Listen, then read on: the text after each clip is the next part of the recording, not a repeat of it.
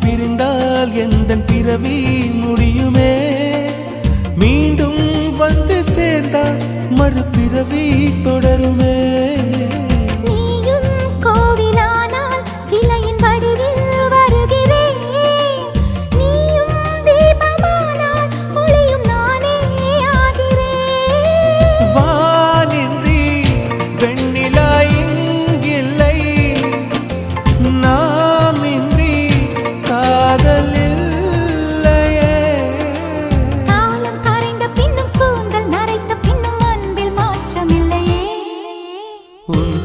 சொல்ல ஆசைதான் உள்ளம் முருக ஆசைதான் உயிரில் கரிய ஆசைதான் ஆசை